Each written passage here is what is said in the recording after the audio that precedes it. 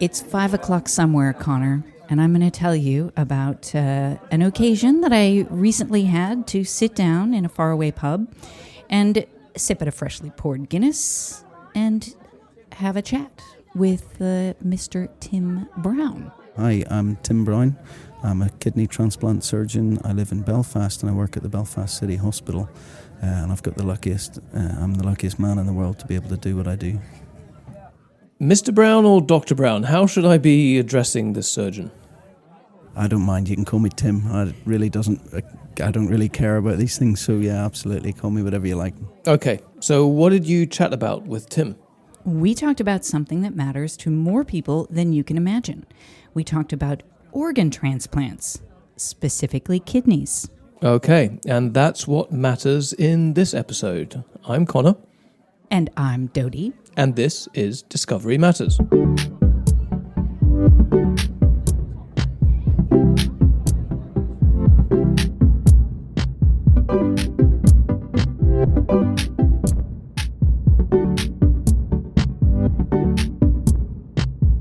Tim is a smiling man who loves his job, and it might seem strange that Tim loves his job after you hear how often he deals with death or with near death. In the UK, there are about 8,000 people on the waiting list for a kidney. And there are currently around 3,000 donors a year in the UK, so clearly there's a huge gap between supply and demand. The really scary statistic is 3 people in the UK every day die waiting for an organ. You're right. There is a shortage of donor organs, of course. I mean, in any given year, there are hundreds of thousands of patients on the waiting list for an organ, and maybe worldwide, 80,000 receives an organ transplant. Wait, who's this?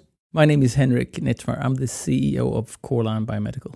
Yeah, sorry. We're going to leave Tim back in the pub in Belfast for a few minutes, and we're going to hear more from Henrik, the new guy, because they're involved in the same fight. We're going to come back to Tim, but right now, Henrik, we're going to hear what he's doing. We're trying to better the outcome of transplantation, kidney transplantation specifically, by improving organ quality into that kind of surgery. And unlike Tim, Henrik is not a surgeon. He's a businessman. He's the CEO. I'm a PhD in innovation management, so I drive the development of the product rather than the science. The perspectives that you bring to a company like this should be complementary, and I definitely bring a complementary perspective to the kind of hard science of clinical science that you normally meet. So I think we do kind of feed into each other's perspectives. Now, Connor, you know how we ask all of our guests on Discovery Matters to explain stuff to regular Joes? Henrik gave us a pretty good analogy.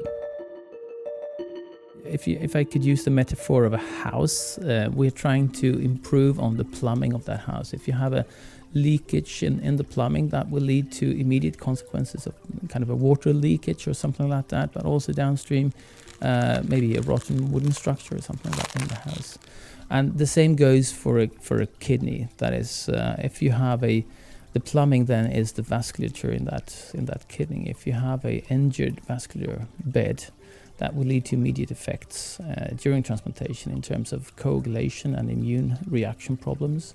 And also downstream, that will lead to a poorer functioning graft or transplant if you look maybe 3 to 5 years out. We're repairing the plumbing. We are mending the leakages. We are mending the injuries in the vasculature bed with a tool that we have developed. So it is very much of trying to improve on the plumbing that is already there. We're not repiping the house, we're just repairing it and making it sustain the kind of pressure that the transplantation is for the patient and the organ.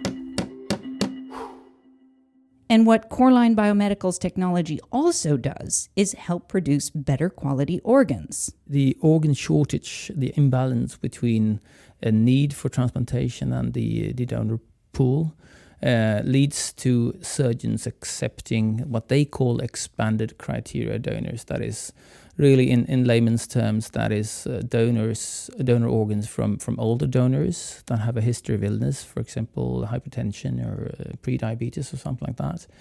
And that leads to maybe poorer plumbing in those organs, if I may use that metaphor.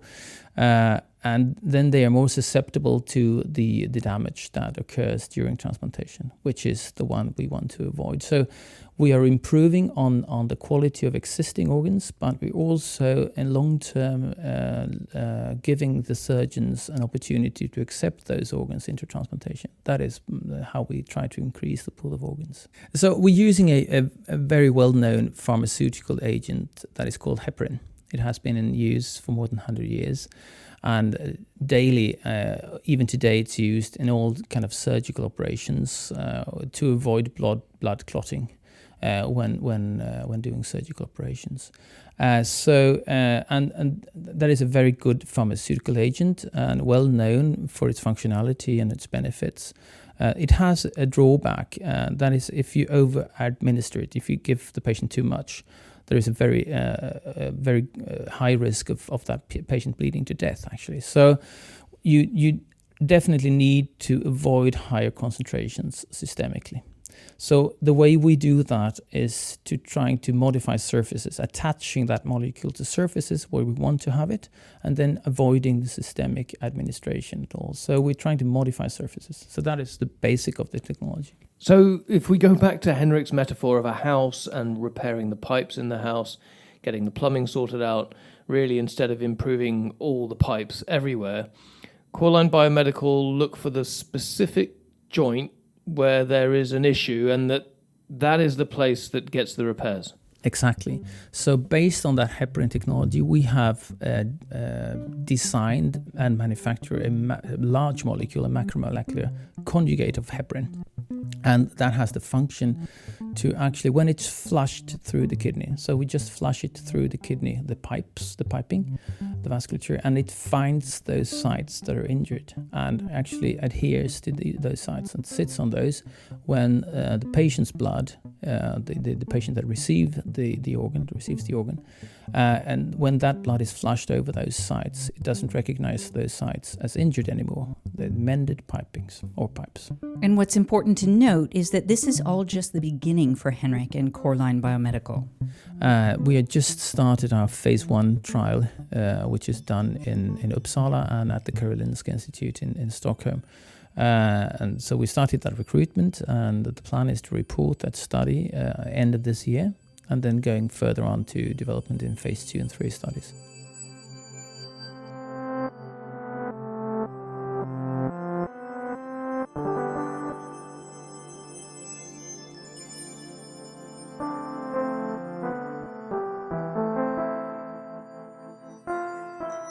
So what's Henrik's vision, though? For example, like in a hypothetical situation, after a motorcycle accident and there's a kidney available for someone who's been on a list for 5 years, what would Coreline's innovation actually do?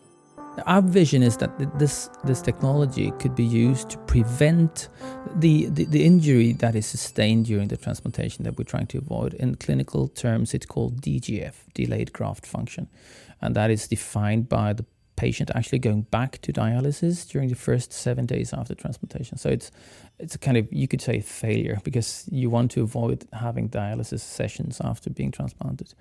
So our vision is to completely avoid those DGFs to occur at all. And our kind of secondary vision is to lower the rate significantly.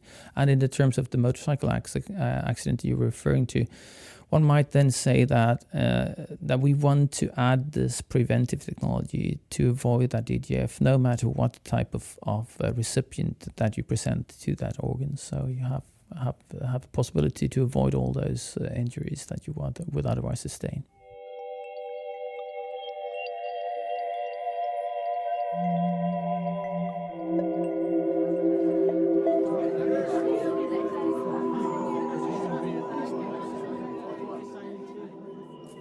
So it sounds like we're back in the pub with you, your Guinness, and Tim Brown. We are indeed, and we're just getting started. So Tim was telling me that the alternative to organ donation, of course, is to be put on dialysis. But this is really no form of guarantee. So the mortality rate on dialysis is really high, and the mortality rate after a kidney transplant is much lower. So a kidney transplant, as soon as I take the clamps off, doubles your life expectancy compared to being on dialysis. So what you got to remember is that we're comparing mortality of a transplant with mortality on what the alternative is, and that's dialysis, which is not a good thing. I always say to people, dialysis keeps you alive, but it's not very good for you. And if you can get a transplant, then that's by far and away the best thing. That's the gold standard treatment.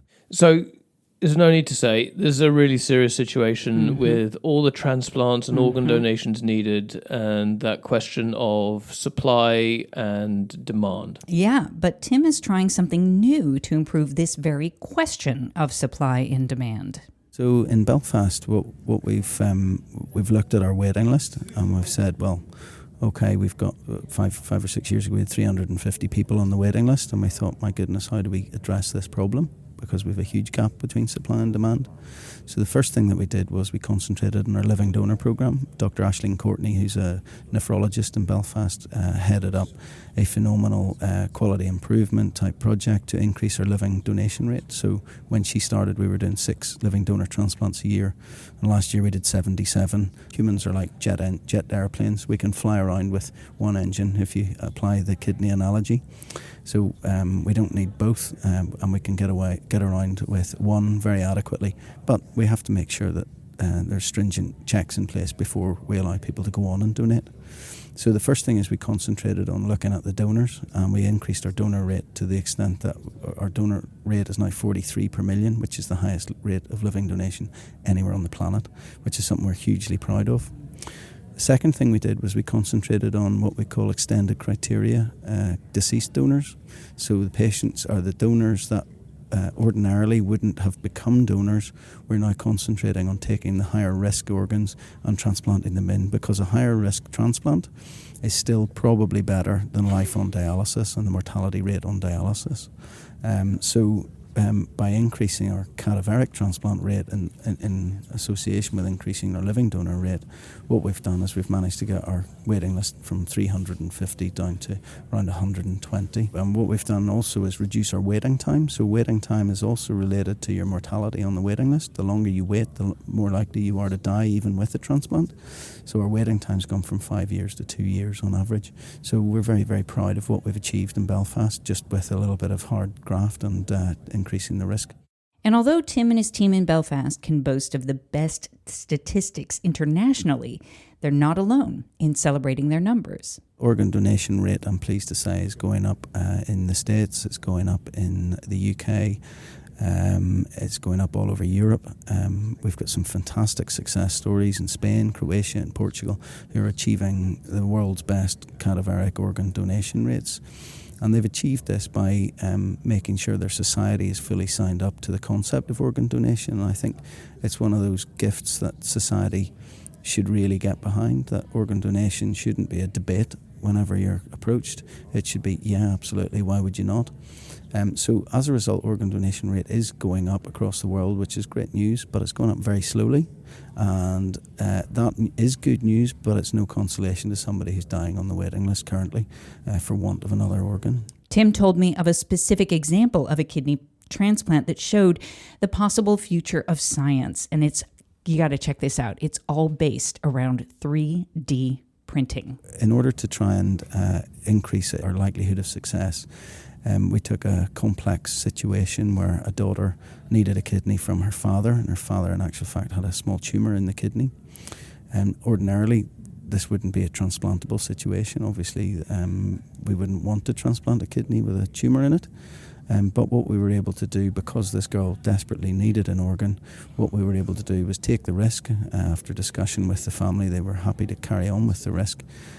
So we got a 3D printed model, exact replica of the kidney containing the tumour, and that allowed me to plan a procedure precisely to the last millimetre, which allowed me to excise the tumour, repair the kidney and then transplant it in. And as a result, we have a young mother who's walking around today, and she is now a normal life expectancy compared to being on dialysis and waiting to die.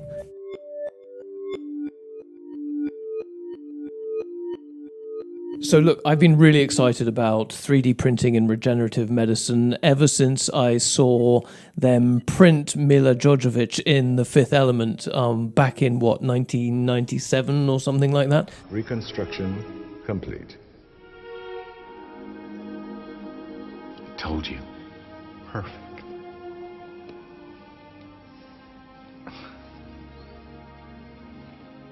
So I was kind of surprised to see the first application being something in surgical planning rather than actually printing organs. But this is really taking things a step in the direction that we've been imagining for a long time.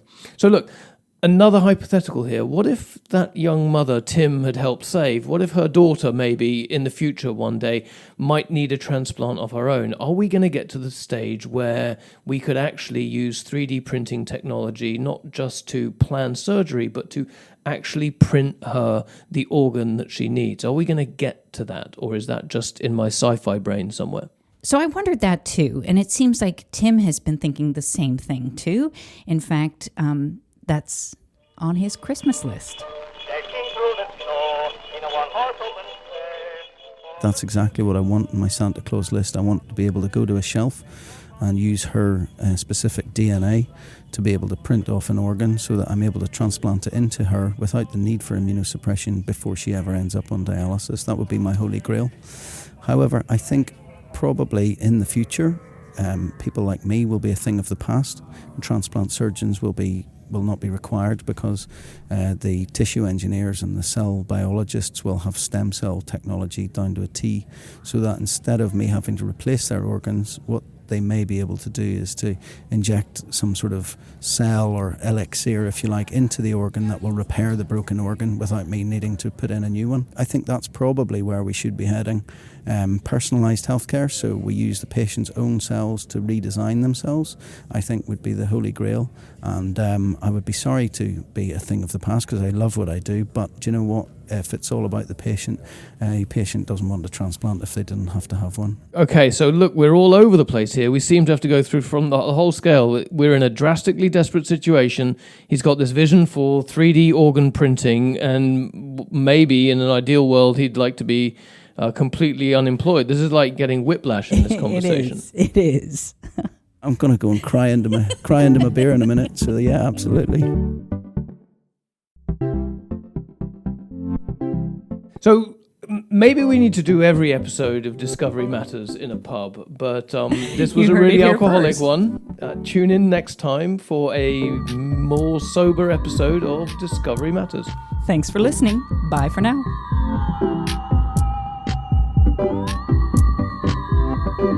Our executive producer is Andrea Killen. Discovery Matters is produced in collaboration with Soundtelling. Production and music by Thomas Henley.